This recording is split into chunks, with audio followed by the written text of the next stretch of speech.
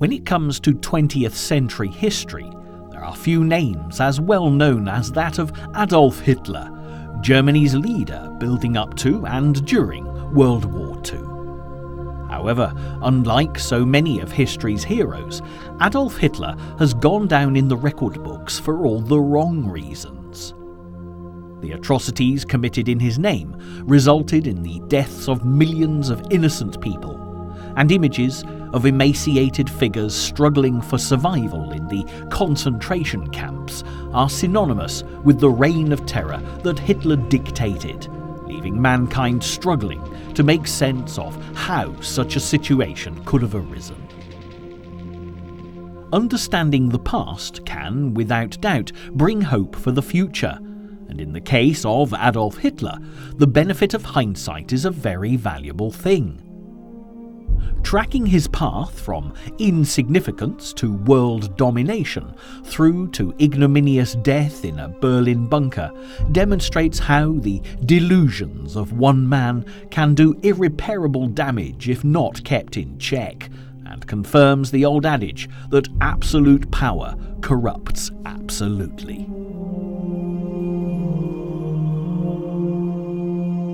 The classic image of Adolf Hitler, with slicked down black hair and square moustache, surrounded by swastikas and stormtroopers, is one that we're all familiar with. But as with every complex figure from history, to discover the real man behind the legend, we do need to go right back to the beginning. If that old adage that says, "Give me a child until he is 7 and I will show you the man," has any substance, it is certainly relevant for anyone considering the rise and fall of Adolf Hitler.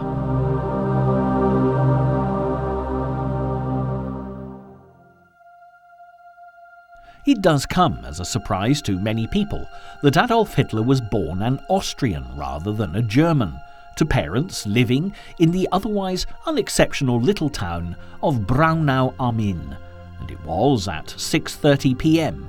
on the 20th of April 1889 that Adolf Hitler made his first appearance in the history books.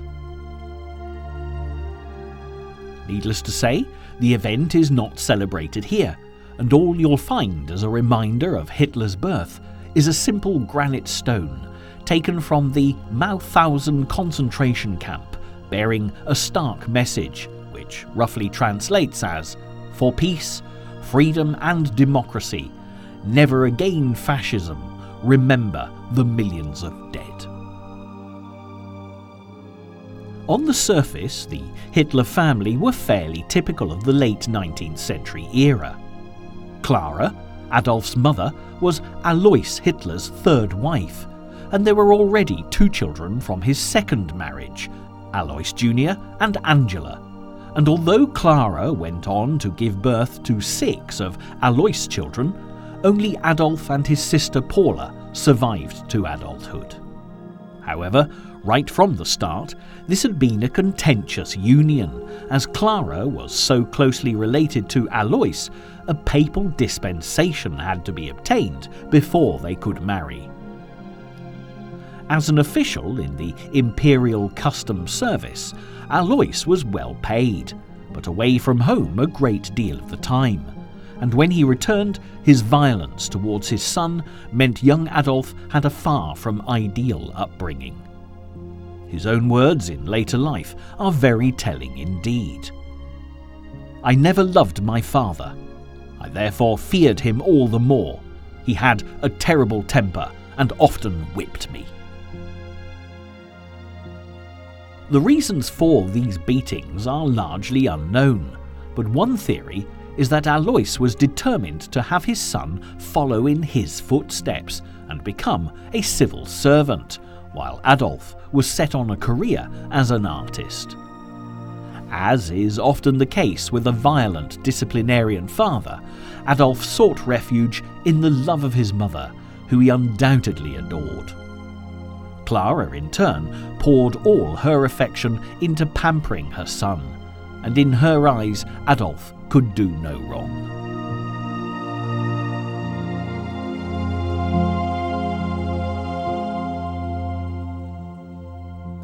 When it came to education, looking at Hitler's frenzied concentration-making speeches, it's hard to believe that at school he was regarded as a lazy pupil. But when it came to reading about war, which he also loved to act out, he apparently became a great deal more animated. Interestingly, he always chose to play the underdog, and even from this young age, it's possible to see evidence of a trait that would see him determined to rebuild the German Empire from a position of extreme weakness after the First World War. By the time Adolf was 14, his father had died of a lung hemorrhage, and although Adolf was free from his father's abusive hand, with only his doting mother for guidance, Hitler lost any sense of discipline which he badly needed. As a result, Adolf was expelled from school and eventually persuaded Clara to let him opt out altogether at the age of 16 with no qualifications whatsoever. 2 years after the death of Alois, Adolf set off for Austria's capital Vienna in search of fame and fortune as an artist. When he was rejected twice by the Academy of Fine Arts, he attempted to make his living painting pictures from postcards to sell to tourists. But when his mother died of breast cancer days before Christmas 1907, Adolf Hitler was inconsolable. The devoted son hardly left Clara's side during her last weeks, and the family doctor said that he'd never before seen anyone struck with grief to the degree that young Adolf Hitler was. After his mother's funeral, he returned to Vienna, but found little to cheer him up. And although advised by the Academy of Fine Arts when he was rejected that his skills were more suited to architecture, he'd left school without the formal qualifications needed to be accepted for training. Even so, architecture would become an obsession for Hitler as Germany's Führer, and his architect, Albert Speer, was tried for war crimes at Nuremberg along with other prominent Nazis like Hermann Göring and Rudolf Hess. Seeing images of Hitler at the height of his powers, without doubt he lived in comfort and luxury, his every whim catered for. But in the years after his mother's death, struggling to make his way in the world, it was a very different story. In fact, after becoming increasingly depressed with his failings instead of trying harder, in November 1908 he despondently took to the streets in a state of depression and anxiety. Hitler had lost it all. His mother, his dream of becoming an artist, was homeless and ended up spending 3 months on the streets, contemplating the future and wondering what to do with his life.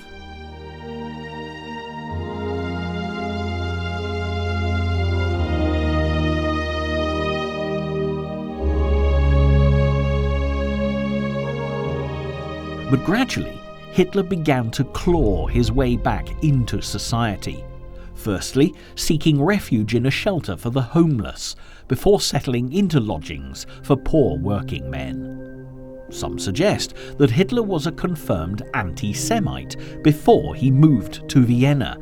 However, without doubt, the city was a hotbed of traditional religious prejudice, and he certainly came into contact with others who believed the Jews were responsible for the misfortunes of Austria. Whatever the origins of Hitler's notions of racial purity, an opportunity arose for him to leave Austria in 1913, when he inherited the last part of his father's estate, and he moved to Munich, saying that he'd always wanted to live in a real German city. The relocation also helped him avoid conscription into the Austrian army, something that he very clearly did not want to happen. Hitler was always adamant that he avoided conscription because he didn't want to join the Austrian army rather than due to cowardice.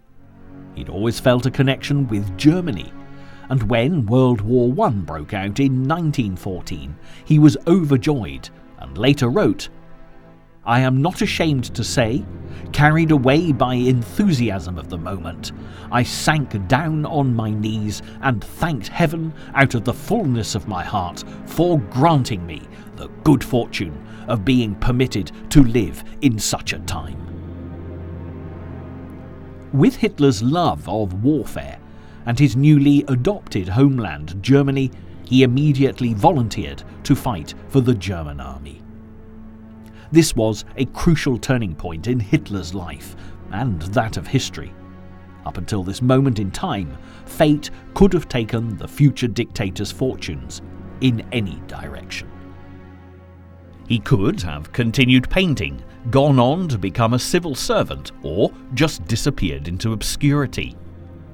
But as a fervent young patriot going off to war, Hitler was destined to embark upon a path that would lead him and the world to the brink of disaster. As a volunteer, Hitler was certainly dedicated, earning various medals, never asking for leave, and living the life of a model soldier. Reports state, however, that people around him became annoyed by his eccentric behaviour and his unquestioning, unflinching patriotism towards the German cause. However, this most memorable period in his life, as he described it, soon ended when news of Germany's defeat reached him as he lay in hospital after becoming temporarily blinded by a mustard gas attack in 1918. Many years later, he recalled the moment in vivid detail. Everything went black again before my eyes. I tottered and groped my way back to the ward, threw myself on my bunk and dug my burning head into my blanket and pillow. So it had all been in vain.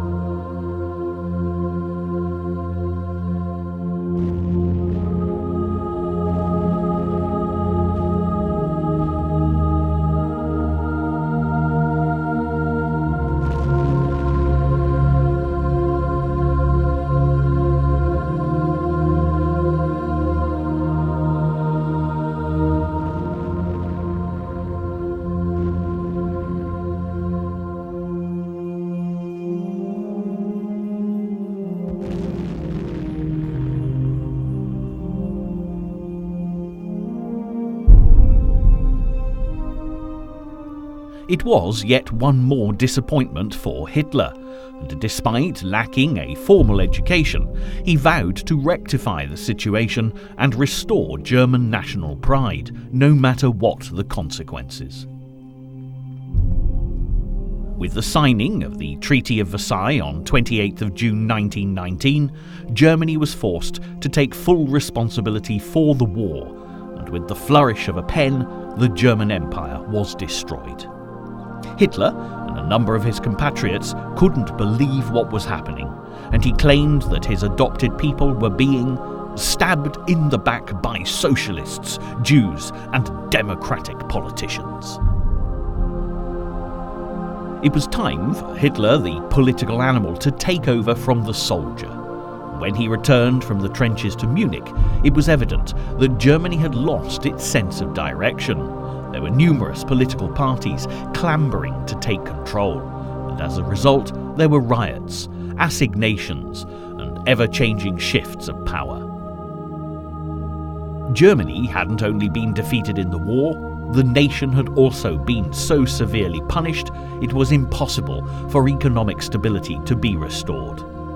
Hitler found himself ideally placed to convince others that his radical views were perfectly acceptable, as Germany had been treated so badly by the rest of the world.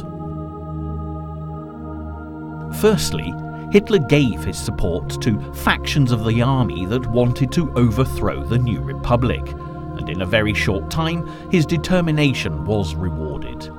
The budding leader was handpicked to become a political instructor and was sent to learn about anti-Bolshevism, which is when his talent as a public speaker came to light. The political wing of the army could see Adolf Hitler's strengths as an orator, which would prove extremely useful for propaganda purposes, and he was sent to observe a small German workers' party with extreme nationalist views. On the 12th of September 1919, Adolf Hitler spoke at a meeting of the German Workers' Party. It went down so well that he was immediately asked to join the committee, and within a few months he'd taken over the leadership. The group is thought to have had only about 40 members at the time, but it was just the platform Hitler needed to launch himself from. In 1920, the name was changed from the German Workers' Party to the National Socialist German Workers' Party, in effect the birth of Nazism. Next, Hitler designed the iconic swastika symbol, giving the party an unmistakable image, then turned his attention to a weekly newspaper to help spread his propaganda around Munich. After a short while, the Nazis had recruited thousands of ex-soldiers to form their own private army, the SA, and support for the party and its leader escalated at a remarkable pace. Alongside the German nationalistic cause, Hitler was also able to present his anti-Semitic and other equally extreme views to the growing Socialist Party. So it was that Adolf Hitler became a very popular leader, accepted as being the saviour of the German people, without anyone realising the dangers his distorted opinions could pose. It was almost an overnight success, and the newfound power quickly went to Adolf Hitler's head. He demanded a no-questions-asked policy, and anyone who didn't agree with Hitler was swiftly and, on occasion, violently expelled. Then, on the 8th of November 1923, along with 600 members of the SA, he burst into the Munich beer hall, where the leader of the Bavarian government was addressing a large crowd. Hitler jumped upon a table and, shooting his revolver into the air, shouted, "The National Revolution has begun."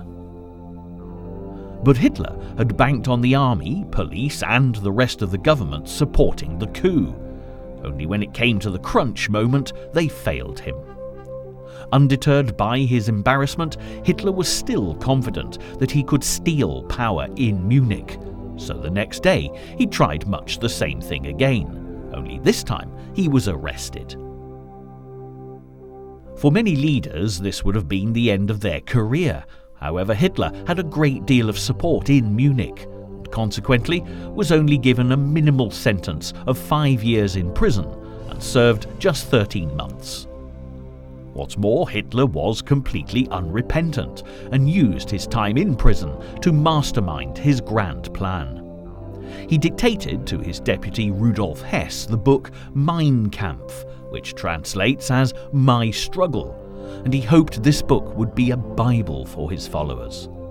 He laid down his plans, his vision, and cemented his view of the master race. From his prison cell, Hitler also decided that his political party must be completely transformed and expanded nationally, because the Nazis needed to spread throughout Germany to contest the existing political system and take complete control. It wasn't long before the Nazis had become a seemingly legitimate political party, and when the Wall Street crash hit America and the Great Depression spread far and wide during the early 1930s, the Nazi ideology seemed very attractive indeed to the poverty-stricken German masses. Within 10 years, the Nazi Party had increased the number of seats they held in the Reichstag from 14 to 288, and on the 30th of January 1933, Hitler was sworn in as Chancellor, ready to put the next phase of his plan into action. Although an election was scheduled for early March, it would be fair to say that democracy had already broken down. Communist meetings were banned, the Catholic Centre Party had their meetings disrupted, and the election rallies of the Social Democrats were often violently broken up.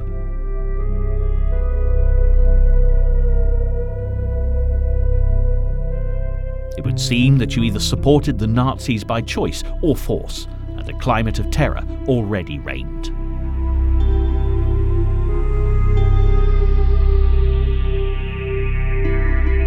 The Reichstag today looks as if nothing could ever have troubled its dignified exterior.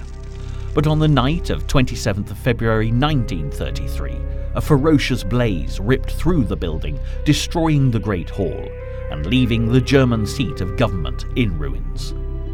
The Nazi Party used this disastrous event to their advantage, blaming the communists for starting the fire, justifying their introduction of a state of virtual martial law and, in effect, a total ban on the communists. Any threat to Hitler in the elections had been neutralised, and it's been suggested since that it was the Nazis who started the Reichstag fire in order to discredit their opponents. Not surprisingly, the Nazis, with Adolf Hitler at the helm, stormed to power. And to ensure there was no chance of democracy making a comeback, other political parties were dissolved, the press was taken over, and a Nazi occupied every seat in the rebuilt Reichstag.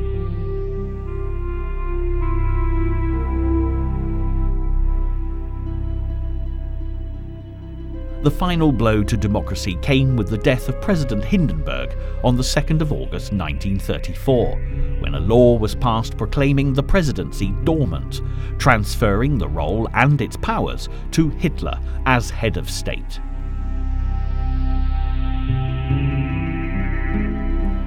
He became Führer and Reichskanzler and supreme commander of the military machine he was building, in direct contravention of the Treaty of Versailles.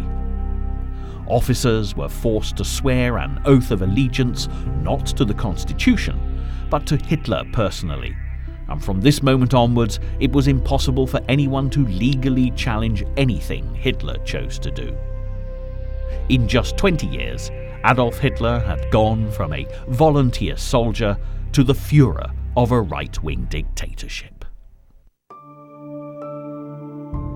But this was only the beginning, and it wasn't long before the extremes Hitler was prepared to go to put Germany back on the map began to surface. In his opinion, the German peoples needed Lebensraum, which translates into living space, and it was his aim to create enough living space for an explosion in the nation's population.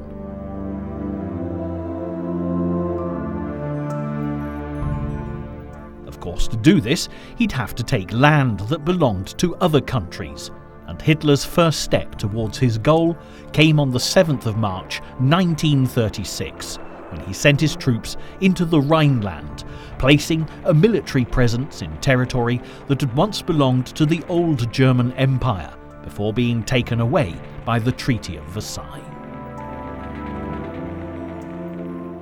With the benefit of hindsight, it's obvious that Hitler's blatant breaking of the treaty should have been dealt with at the outset, but nothing was done.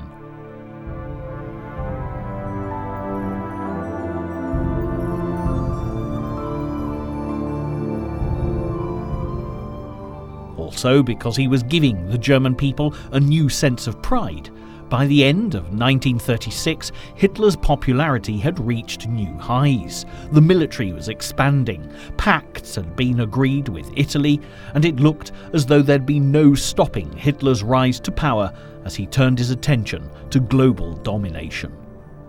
Since becoming a notable political figure in 1933, Hitler had concentrated on foreign policy, and in particular the Treaty of Versailles, or as he renamed it, the Slave Treaty, which he was obsessed with destroying. But it wasn't only foreign policy that was the order of the day for Hitler. He was also changing German society, and this is when his deeply entrenched personal prejudices started to come to the fore. Family planning clinics were closed, so more babies would be born. He gave newlyweds a copy of Mein Kampf to take on honeymoon, and entertainments were purged of anything the Nazis didn't approve of.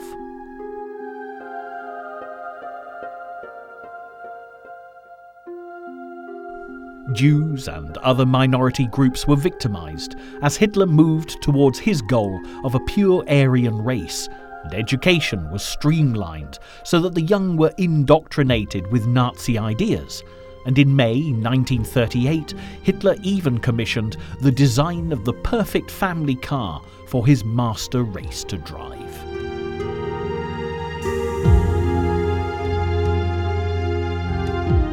The car in question we know today as the Volkswagen Beetle, and from these early beginnings in Nazi Germany, the people's car went on to become one of the world's most iconic vehicles.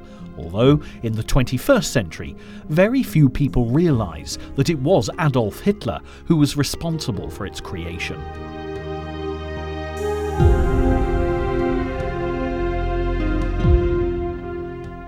Now, in Hitler's favour, the VW Beetle was a creditable contribution to world history. But the same could never be said of what was to follow, because Hitler was preparing for war.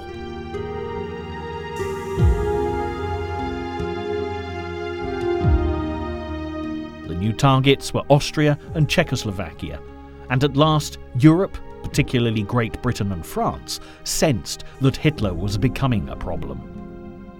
On the 12th of March 1938, after much bullying of the Austrian government, German troops occupied Austria without firing a single shot and swiftly turned their guns towards Czechoslovakia, but still no action was taken to stop Hitler in his tracks.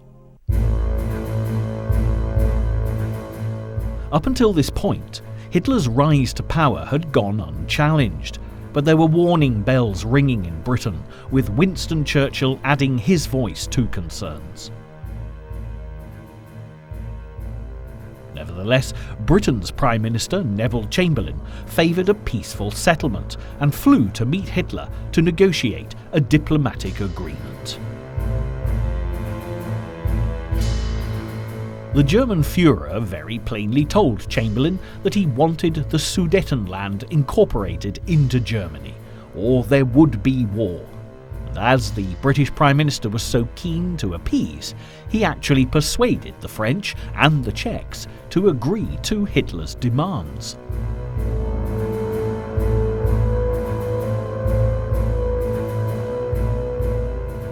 Chamberlain flew back to London, clutching the signed Munich Agreement.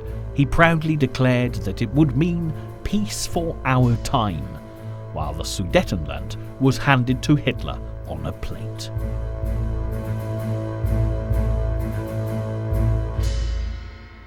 Now, Hitler had even more power, and as Churchill had predicted, his promise of peace was nothing but a hollow sham. On March the 15th, 1939, the Nazis stormed into Czechoslovakia to take up occupation. The Czech troops were no match for Hitler's military machine and simply laid down their weapons as the Germans roared in. Soon after that, Lithuania also fell, and by now the world knew that Hitler could no longer be appeased, and the time for direct action had now come. War in Europe was imminent, but Hitler was at the height of his manipulative powers, and in August 1939 he signed a non-aggression pact with the Russians to guarantee he'd not be attacked from the east. Unbeknown to the Soviet dictator Joseph Stalin, Hitler's contempt for the Russians was almost as fierce as his hatred of the Jews, but at this point he was well aware that he did not have the manpower to take on the British, the French, and the Soviets. He said, "I shall stretch out my hand to Stalin at the common frontier, and with him undertake to redistribute the world. After Stalin's death, he is a very sick man, we will break the Soviet Union. Then will begin the dawn of the German rule on earth." Chilling words, but for the time being at least, Hitler was safe from an attack on the Eastern Front and in a position to march on Poland. This was key because Britain and France had signed a pact with Poland to support them in the event of a German invasion, and even Chamberlain had no way of using appeasement to stop Hitler in his tracks this time. On the 3rd of September 1939, at 11:15 a.m, a seemingly peaceful Sunday morning in Britain, one of the most fateful dates in world history was etched on the memories of millions of people. The lawnmowers stopped, and families crowded around their wireless sets to hear Prime Minister Chamberlain deliver one of the gravest messages in modern history. I am speaking to you in the Cabinet Room at 10 Downing Street. This morning, the British ambassador in Berlin handed the German government a final note, stating that unless we heard from them by 11 o'clock, that they were prepared at once to withdraw their troops from Poland, a state of war would exist between us. I have to tell you now that no such undertaking has been received, and that consequently this country is at war with Germany.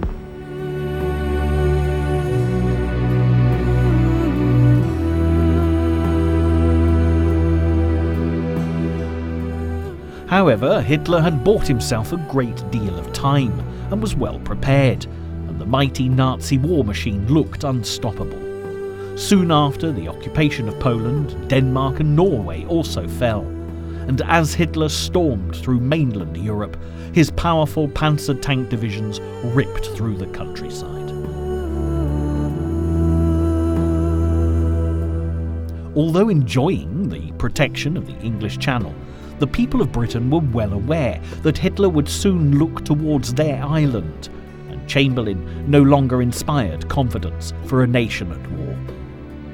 On the 10th of May 1940, Winston Churchill was invited to form a wartime coalition government, and as Prime Minister, he would lead the British into battle. Hitler now had a worthy adversary, but his star was still in the ascendancy, and it seemed the self-appointed Führer could, from a strategic point of view, do no wrong. With Hitler's troops deep in Holland, moving ever more menacingly towards France, the British Expeditionary Force, the BEF, sent by Churchill in support of the French, suddenly found themselves in grave danger.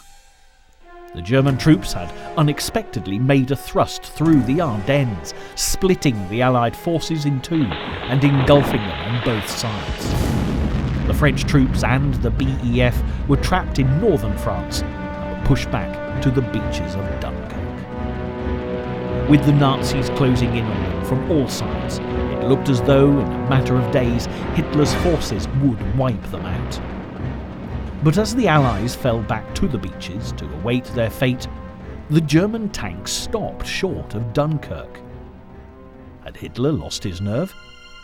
It was hardly likely, as more than 300,000 men escaped the clutches of the Nazis to fight another day between the 27th of May and the 4th of June 1940.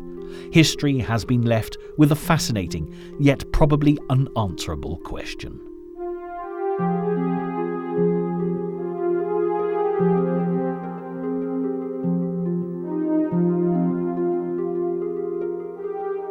Some believe that Hitler let the troops go as a peace offering to the British, because he still hoped for an Anglo-German pact.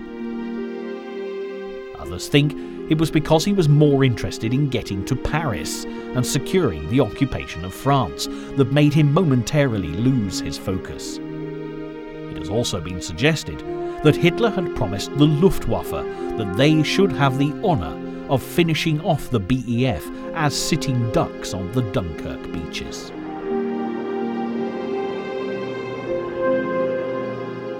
Whatever the truth, it was a key error of judgment, and although still a victory for the Nazis, it was the point at which Hitler's fortunes started to turn.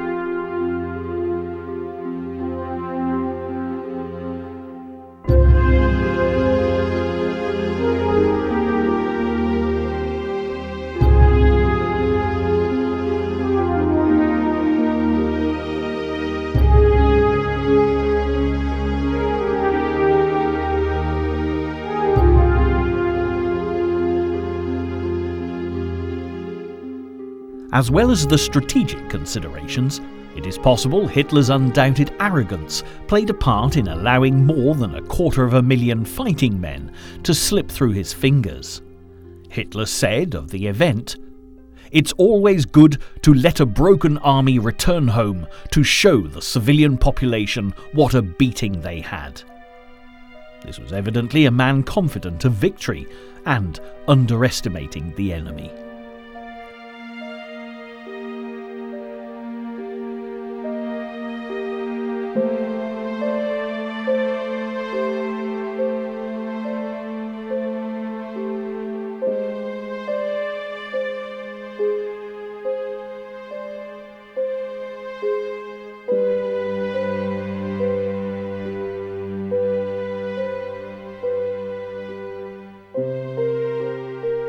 What he failed to appreciate was that by letting a broken army run home, you allow them to fight another day, and a few years later, when the Allies returned to France, Hitler was close to being defeated, and the D-Day landings of June 1944 marked the final point where the Germans could actually have turned the war back in their favour.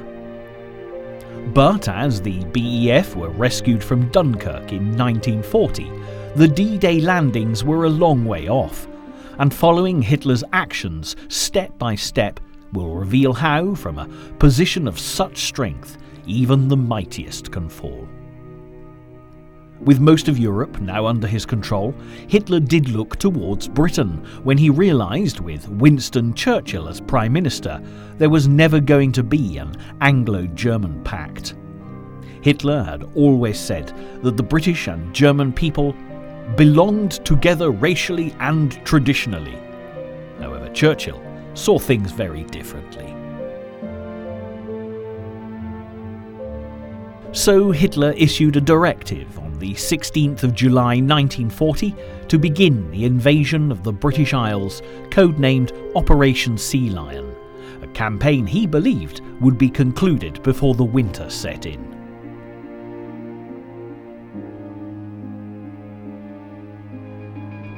As the British summer reached its peak, the Air Force took to the air, while the Navy watched the seas as the Battle of Britain got underway. Hitler knew that the only way to conquer Britain would be to get his speeding panzer divisions onto dry land. But before this could happen, both the RAF and the Royal Navy would have to be destroyed, and in that order.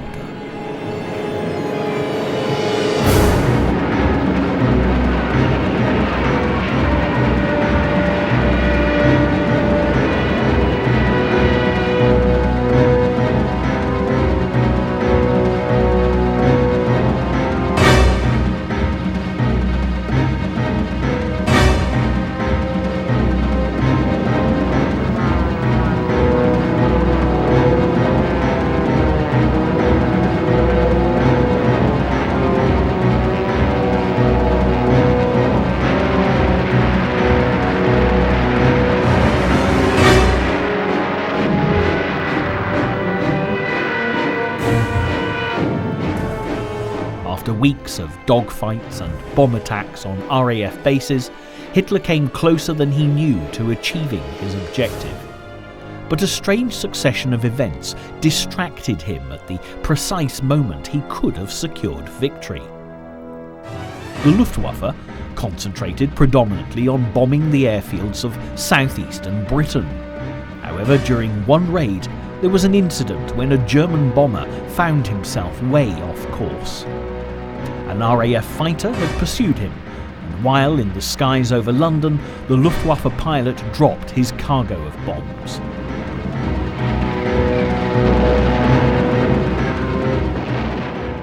Acting quickly, Churchill, assuming that Hitler had changed his strategy to target the British capital, retaliated by sending the RAF to bomb German cities.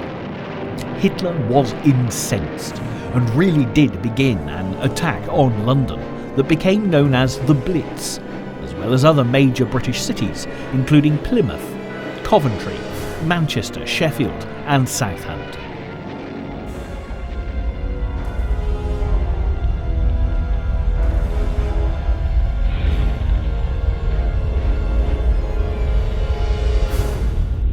Now, although this was bad news for Britain's city dwellers, it did give the RAF the breathing space they needed to get back into the fight. And with the Luftwaffe having to fly further inland to hit their targets, they were a great deal more vulnerable. Without viewing the bigger picture properly, Hitler had made another snap judgment that would cost him dearly. With the summer over, on the 17th of September 1940, Hitler had to postpone Operation Sea Lion because the tides would not be suitable for an invasion by sea until spring 1941. Unused to having his plans thwarted, Hitler threw everything he had into the Blitz, determined to break the spirit of the British people. But again, he underestimated his enemy, and more importantly, the rare skill of Winston Churchill to motivate the people.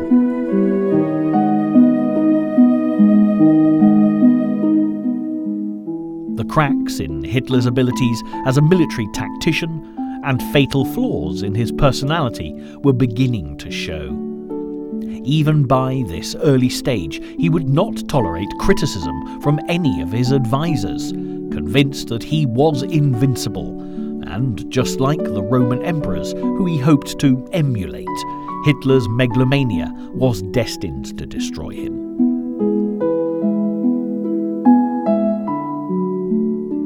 After the disappointment of Operation Sea Lion, Hitler turned his gaze to the Soviet Union, no doubt looking for a quick, decisive victory to keep his demons at bay.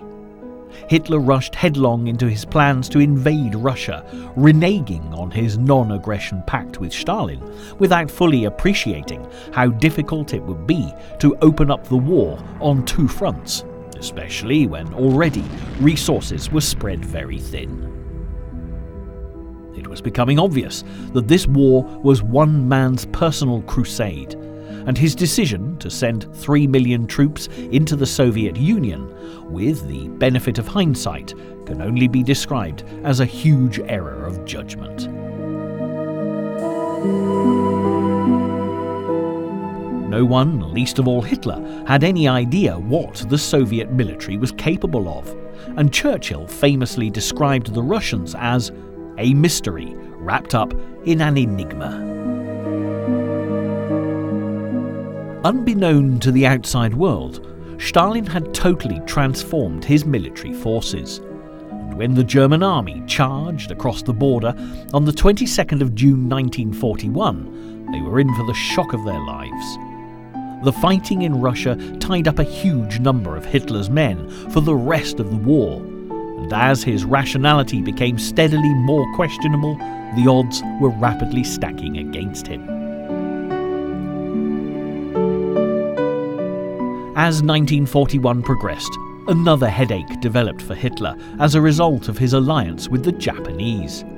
When they attacked the US Navy stationed at Pearl Harbor on the 7th of December, not only did Hitler have the British and the Russians as enemies, but he now had the full might of the American military directed against him as well. True, he was still on the offensive and controlled most of Europe, and during 1942, his persecution of the Jews and other minority groups reached alarming new heights. The atrocities being committed in the concentration camps, including Auschwitz and Belsen, became daily more inhuman. And when news reached the Allies of the scale of the horrors, the genocide ordered by Hitler resulted in a heightened determination to defeat him.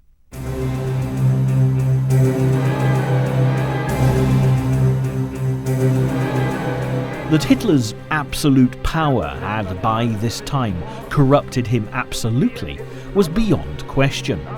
And during 1943, his erratic behaviour and bizarre judgment even set alarm bells ringing amongst his own.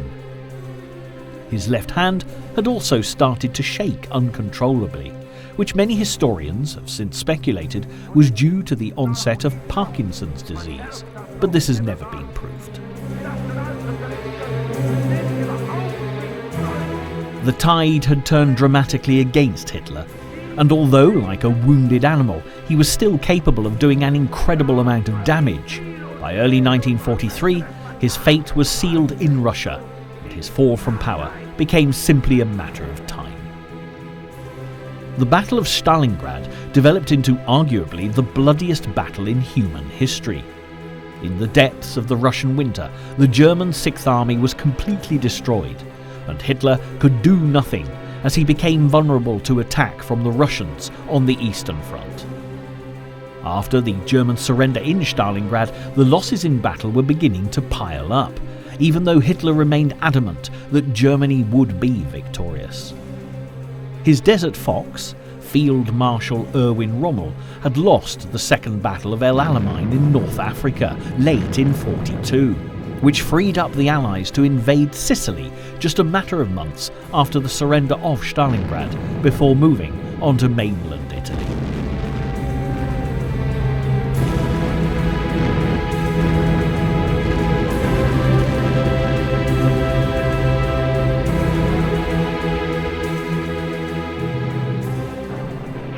Although the writing was already on the wall, in terms of Hitler's demise in so many respects, just as he continued to believe himself invincible, the Allies were still far from confident of victory. Despite an upturn in their fortunes as 1944 began, the carefully planned invasion of France by the British, American and Russian leaders would be key to the outcome of the war. When D-Day came in early June, even Eisenhower, the American charged with overall command of the Allied operation, prepared 2 speeches to cover either the success or failure of the mission. The D-Day landings began 24 hours later than planned, due to unseasonable weather on the 6th of June, when the largest seaborne invasion in history left the south coast of Britain as 155,000 troops crossed the Channel.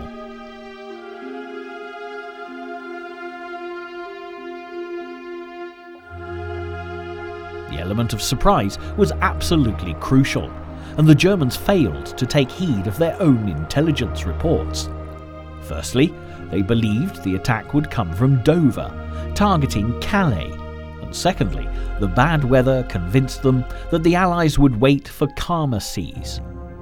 Even Rommel, who was in charge of defending the German position in France, went home to celebrate his wife's birthday, so sure were they that the invasion was some time off.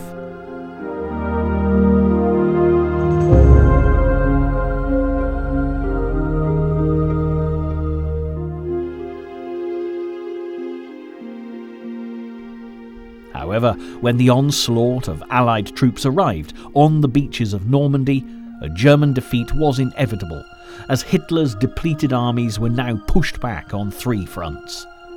The Russians were giving it their all in the east, the Allies were making great progress, working their way up through Italy, and now, with the beaches between Caen and Cherbourg swamped, a carefully planned pincer movement could begin.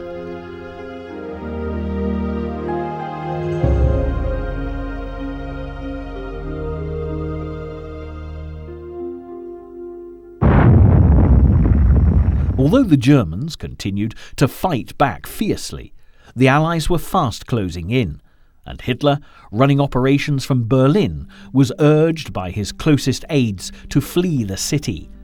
But as he stubbornly refused to accept their advice, his top officials knew that the war was over. It was simply going to be a question of when.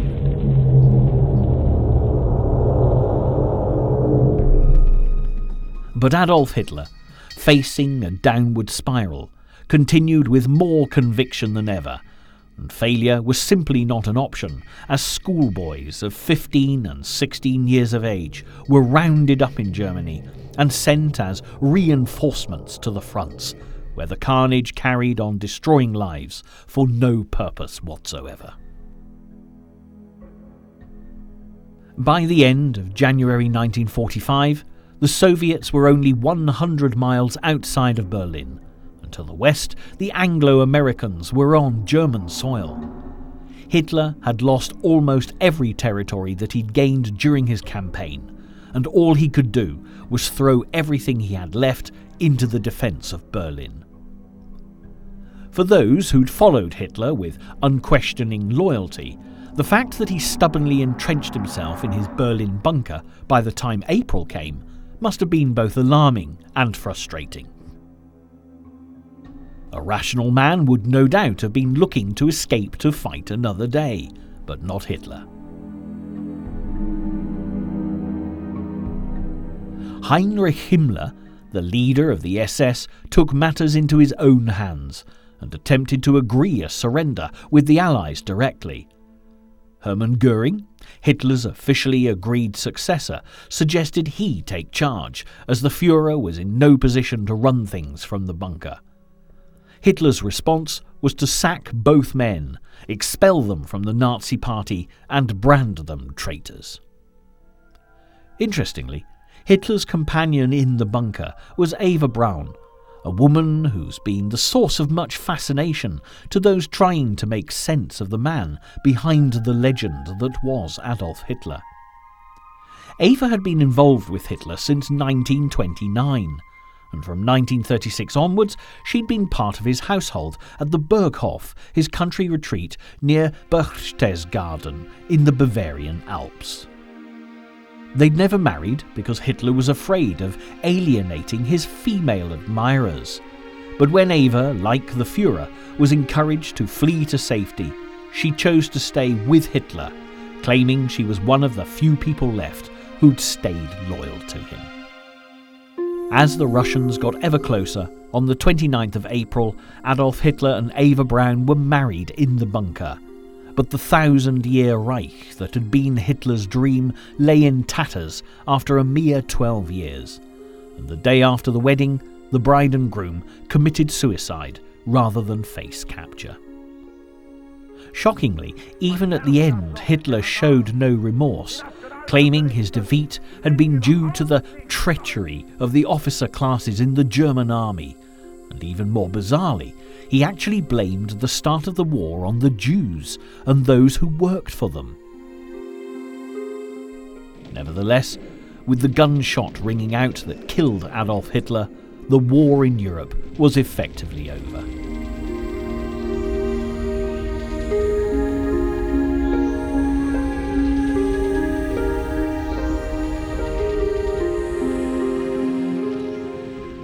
By the time the Russians arrived, bunker staff had partly cremated the bodies.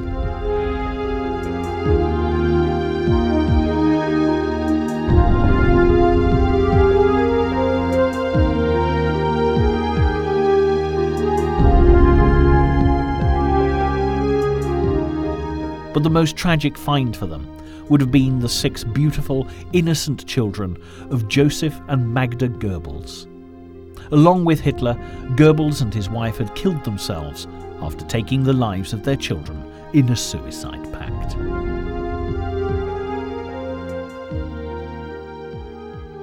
As Europe celebrated VE Day on the 8th of May 1945, the war continued in the Pacific, predominantly between the Americans and the Japanese, until the newly appointed President of the USA, Harry S. Truman, gave the order to drop the atomic bomb, firstly on Hiroshima and then on Nagasaki, forcing the final surrender, which marked the end of World War II.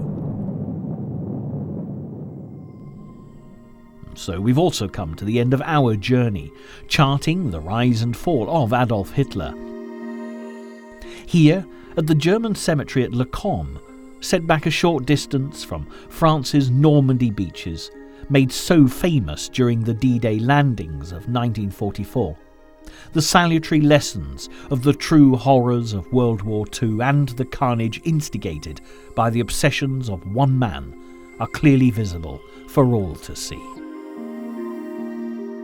It's all too easy to count the cost of Hitler's atrocities by considering how he treated those he made his enemies.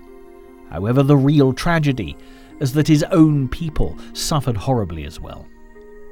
In the 21st century, understanding how the rise and fall of Adolf Hitler came about will hopefully promote peace and a spirit of reconciliation, which this cemetery at Le Combe epitomizes.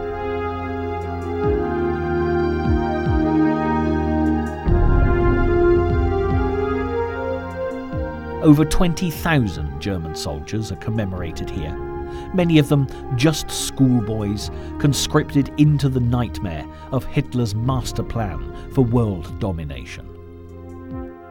If ever proof was needed that absolute power corrupts absolutely, then the mass grave at the heart of this moving memorial is an eternal reminder to one and all to beware of anyone, soldier, statesman or politician, who offers the ultimate prize in exchange for democracy. There is also a price to pay, and in the case of Adolf Hitler, the cost truly was borne by the entire world.